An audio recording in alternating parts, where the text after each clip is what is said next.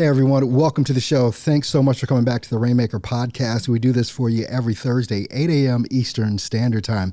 We bring you some great folks in the industry, some heavy hitters, and today it's exactly the same, but we've got a great one for you today. David Duford is with us.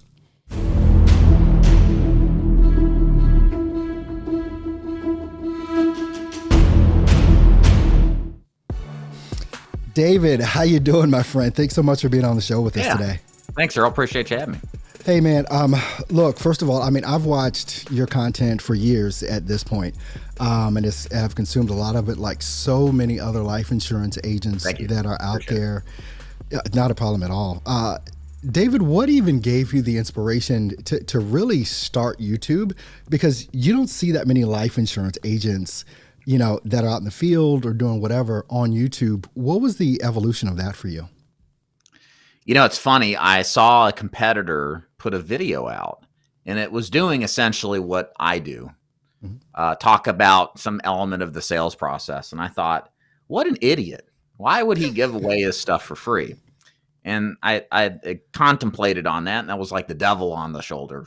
He's dumb. Don't do that. And the angel, the opportunist in me was like, that's actually the best thing ever, because why would you trust anybody in recruiting insurance agents anyway? What better way to build trust and rapport and create a connection than sharing what you've learned and helping people without expectation in return, just back to the fundamental principles that we all know are true. And so that kind of inspired me to get to the point where I'm going to be doing some content, helping people. And I know long term, if I just stick to that fundamental principle, that you'll receive something back, and it's absolutely worked. Yeah, definitely. What were you doing before the whole insurance thing, and what was that transition like for you, going from what you were doing before to getting into life insurance, and why? Yeah, I come from a family of entrepreneurial people. The last thing I ever wanted was a job. And prior to insurance sales, I was a personal trainer. I had a gym in the basement. I was across the street from a psych ward. And there was a vegan restaurant above me. It was great times. I was young, making a little bit of money. Good for a young 20-year-old man. And then the Great Recession hit. You remember that, right, Earl? Oh yeah, I was around. Real estate. I wasn't around for the first one, but yeah, not that one. The other one, another 10 years ago. Yeah, that hit me bad. It took about a year or two, but I watched as I had no control over my clientele and losing them, and out the door they went. And I got desperate. And what do desperate people do? They sell insurance. So I ended up in final expense doing research, and really liked it. I could be an entrepreneur still, run my own business. It didn't seem that complex. I just had to go out and work. I could do that, So that's kind of what drew me to insurance. I didn't want to work for anybody. I wanted to have a business, and I got desperate.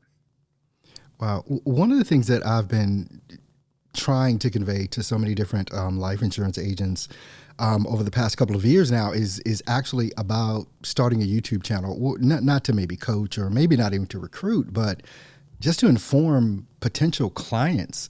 Have you ever had those types of discussions with agents to potentially do something like that and take advantage of social in that manner? Yeah. It's not a strategy we teach, but I would argue there is an opportunity out there even today. How you go about it has probably changed since the advent of YouTube. Strategically, it's more competitive because there's more, things on YouTube and other media that's vying for attention. So you have to be a little more creative in how you get the message out. But yeah, I think it's relatively untapped. The question becomes, well, how do you go about doing it in a way to get attention and eyeballs? And that's kind of where and I can talk on that and give you some ideas and opinions on that. But, so here's the thing. I think if you go out there and start creating content on YouTube where it's like, what's the best life insurance plan? Or if you sell something like Medicare, like what's the best Medicare plan? You're competing with a lot of other people for the same content. And it's not that you're not going to get traffic. It's just that if you know anything about what's called search engine optimization, usually people think about Google that way. YouTube's the same way. If there's certain keywords, if you think of people typing in something into YouTube that are going to be more competitive, life insurance is going to be more competitive than life insurance for a senior living in Atlanta, Georgia, right? That's called a long tail keyword. There's less traffic there, but there's also a lot more intent because somebody who's that specific is probably really interested. So it comes down to keyword analysis, looking at what's competitive and what's not. But also with YouTube, I think there's another element to it where instead of targeting direct keywords for high intent keyword type of traffic, to go a step above, kind of a realm above that hits the same traffic or same type of prospect, but isn't necessarily all about burial insurance. And I'll give you a perfect example. There is a creator on YouTube, and she would be a multimillionaire if she just realized what she's missing out on with insurance. Wow. She targets the low income market.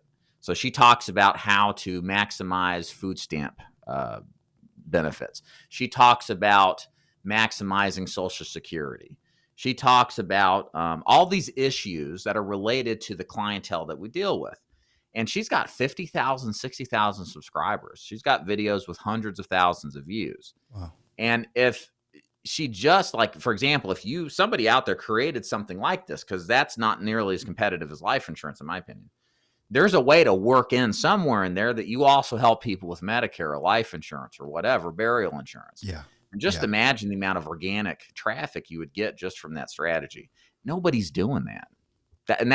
I've looked at that. I'm too busy. I don't have the time. You guys don't have to worry about me getting into it. But that's out there. That's out there. And it takes time. Anything organic takes time. You look a year to 2 years of just putting out consistent content weekly before something catches fire. Yeah. And that's all you need, because then that's when the fun starts and you go viral and you pick up a lot of subs and views. And so there's my free advice. Wow. Well, definitely appreciate it. David, to start what you started at davidduford.com, from an agency to training and things like that, where does that inspiration come from just being a final expense agent one day, and then all of a sudden you say, you know what, there's a bigger calling on my life and I want to pursue something more? I tell this to people, and again, I guess this is the privilege of my family. I knew I was meant to be an entrepreneur. I just knew it. I kind of had to be. My dad he was successful. Now, my mom and dad divorced. So I didn't grow up with the silver spoon. My mom was a nurse, kind of a, working class type of person, right? Kind of upbringing. My dad kind of abandoned me, but I knew his entrepreneurial success later in life. My grandfather was the same way on my mom's side, same with my uncle. And so it was kind of just a part of me, like it was my destiny. And that kind of sounds cheesy, but I really believe that. Like, selling insurance, even at the lowest points, I knew I was meant for something great. And I always held that belief, even though I had my ups and downs. I failed out of the business as well in my first year in final expense. Wow. But I just felt it was something that I was meant to do. I didn't know what it meant or where it was going to go. I mean, I haven't had this maniacal plan for the last 10 years that I was going to end up, doing YouTube. I mean, I'm an introvert. I was afraid to call a pizza man back in the day. Most of us are, which is ironic. Most of us out here on YouTube are introverts. Yeah, that's kind of what I'm discovering. So it's funny, success leaves clues. Everything's learnable. Yeah. And I just kind of went with where things were leading, and a little bit of luck, man. I mean, at the end of the day, I enjoy what I do, and it's great. It's great, and I know it helps people. But to a certain extent, there's certainly luck to it. Timing wise, nobody was really doing where there's a lot of competition now on YouTube. That certainly helped. But I love to work. It's just part of my personality. I love to create. I always have had that kind of disposition. This doesn't feel like work. This is just like me acting out who I am. Yeah, and that's a big deal right there. I mean, with the amount of content that you put out, to me anyway, it's you have to have a heart for doing this. People that don't create content don't actually know what goes into creating that content, doing keyword research, trying to come up with topics and things of that nature.